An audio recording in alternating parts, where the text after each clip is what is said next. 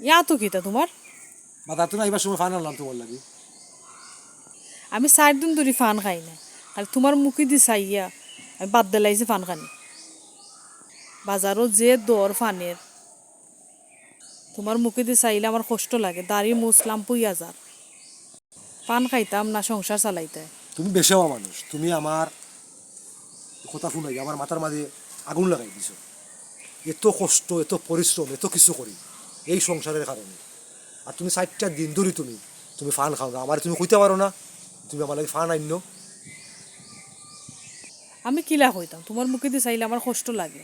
কষ্ট লাগতো কেন? তুমি মাঝে মাঝে ফান খাও, এটা তুমি বালা খাও।